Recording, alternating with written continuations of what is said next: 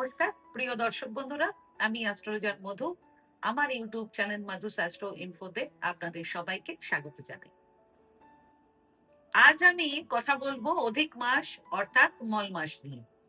অধিক মাস অর্থাৎ মল মাস কি, এর নিয়ম কি, এর সতর্কতা কি কি, সেই বিষয়গুলো আপনাদেরকে জানানোর চেষ্টা করব। হিন্দু পঞ্জিকা কিন্তু খুব বড় একটি ব্যবস্থাপনার মাধ্যমে নির্ধারিত হয়েছে। এর পেছনে সম্পূর্ণ বিজ্ঞান রয়েছে, পুরো সায়েন্স রয়েছে। এমন নয় যে কোনো রাজার নামে মাসের নাম রেখে দেওয়া হয়েছে আর যেভাবে ইচ্ছে সেভাবে সেট করে দেওয়া হয়েছে, এমন কিছুই নয়।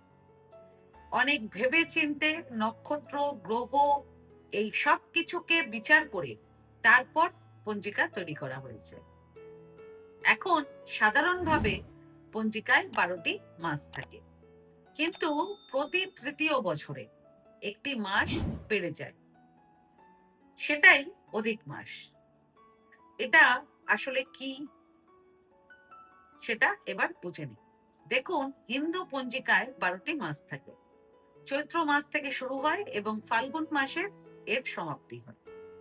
এই মাসগুলো সূর্যের সংক্রান্তি এবং চন্দ্রের ওপর ভিত্তি করে নির্ধারিত হয়। সূর্য যখন এক রাশি থেকে অন্য রাশিতে প্রবেশ করে তাকে সূর্য সংক্রান্তি বলা হয়। আর চন্দ্র ও সূর্যের ব্যবধান অনুযায়ী তিথির পরিবর্তন হয়। প্রতি বছরে সৌর মাস অর্থাৎ সূর্যের মাস এবং চন্দ্র মাস অর্থাৎ চন্দ্রের 30 দিনের মাসের মধ্যে প্রায় 11 দিনের পার্থক্য তৈরি হয়। হিন্দু পঞ্জিকায় অনেক ধরনের মাস রয়েছে: সৌর মাস, চন্দ্র মাস, বৃহস্পতির মাস। বৃহস্পতির বছর খুবই গুরুত্বপূর্ণ, কারণ তার ভিত্তিতেই কুম্ভ মেলার সময় নির্ধারিত হয় এবং সূর্য ও চন্দ্রের মাসের মধ্যে প্রায় 11 দিনের পার্থক্য থাকে। 3 বছরে এই পার্থক্য প্রায় 1 মাস হয়ে যায়। এই কারণেই প্রতি তৃতীয় বছরে পঞ্জিকায় একটি অতিরিক্ত মাস যুক্ত হয়, একটি মাস বেশি হয়ে যায়। এজন্যই একে অধিক মাস বলা হয়। সাধারণ কথাবার্তায় বা লোকাচারে মানুষ একে মল মাস বলে থাকে, যা সঠিক শব্দ নয়। সঠিক শব্দটি হলো অধিক মাস। তো এটাই হলো অধিক মাস। মূলত এইবার জ্যৈষ্ঠ মাসের সঙ্গে অধিক মাসের বিশেষ সংযোগ তৈরি হচ্ছে। অধিক মাস শুরু হয়েছে গত 17ই মে 2026 থেকে এবং চলবে 15ই জুন 2026 পর্যন্ত। এবার আমি অধিক মাস কেমন হয় সেটা বলবো। যতদিন অধিক মাস চলবে ততদিন কি করতে হবে, এর বিশেষত্ব কি কি, এই বিষয়গুলো নিয়ে আলোচনা করব।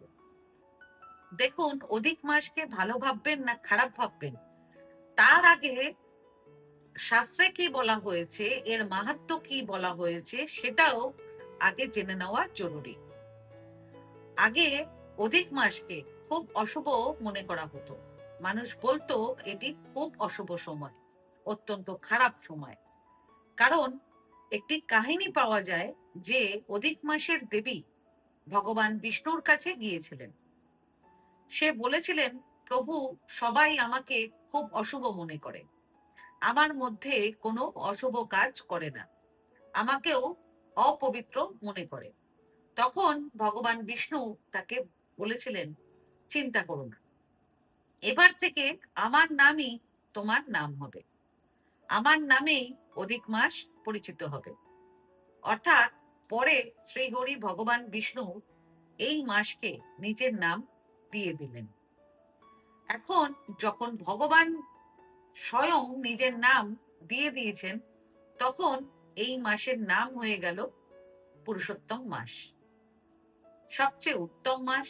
স্বয়ং ভগবান বিষ্ণুরই এক রূপ হয়ে উঠল পুরুষোত্তম মাস। এই মাসে ভগবান বিষ্ণুর সমস্ত গুণ পাওয়া যায়। কি সেই গুণ?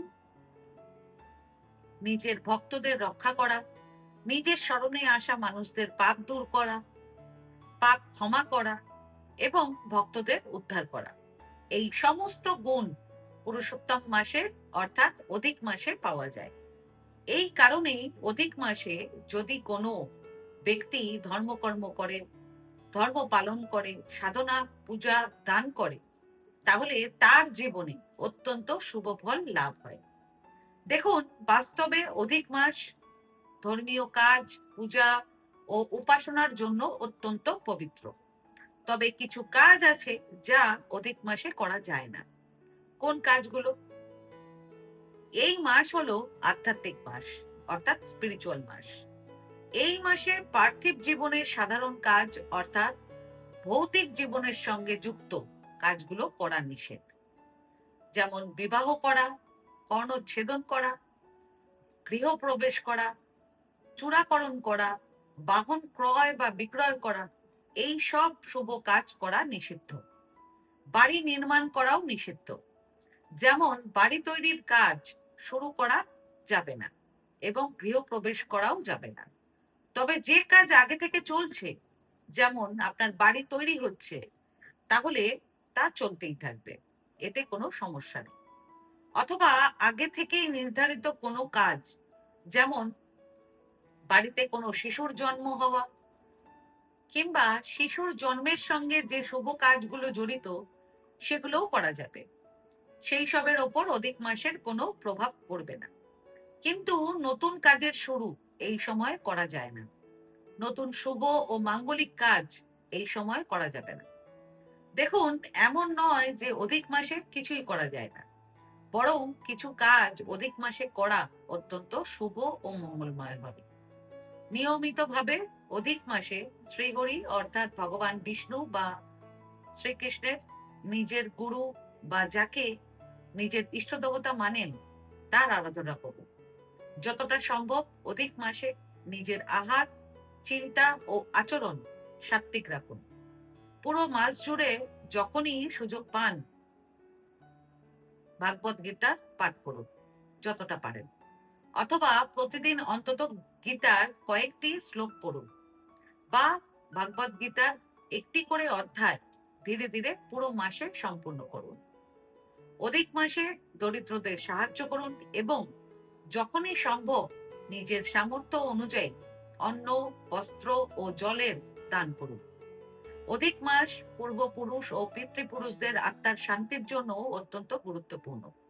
তাই এই মাসে পূর্বপুরুষদের উদ্দেশ্যে দান করা এবং তাদের জন্য প্রার্থনা করাও অত্যন্ত ফলদায়ক হয়। যদি আপনি জাগতিক ইচ্ছে পূরণের জন্য কোনো সাধনা করতে চান, যেমন দ্রুত বিবাহের প্রার্থনা, সন্তান লাভের প্রার্থনা অথবা ধন লাভের কামনা, এবং যদি আপনি অধিক মাসে এই সব সাধনা, তপস্যা ও পুজো করেন, তাহলে আপনার মনস্কামনা অবশ্যই পূর্ণ হবে। আজকে ভিডিওটা আমি এখানেই শেষ করলাম। আমার এই ভিডিওটাকে যদি ভালো লেগে থাকে তাহলে ভিডিওটাকে লাইক করবেন এবং আমার চ্যানেলটিকে সাবস্ক্রাইব করে দেবেন। আর সাবস্ক্রাইব বাটনের পাশে একটা বেল আইকনের বাটন আছে, সেটা প্রেস করে দেবেন, কারণ রেগুলার যে ভিডিওগুলো আমি আনছি সেটা সবার আগে আপনারা জানতে পারবেন। তাছাড়া পরিবার, আত্মীয়, বন্ধু বান্ধব কারোর যদি এই ভিডিওটার প্রয়োজন হয় তাহলে ভিডিওটাকে শেয়ার করে দেবেন। আর আপনাদের যদি কোনো প্রশ্ন কিংবা কোনো মতামত থাকে তাহলে আমার কমেন্ট বক্সে কমেন্ট করে আমাকে জানান। আমি চেষ্টা করব যত তাড়াতাড়ি সম্ভব উত্তরটি দেওয়ার। ধন্যবাদ।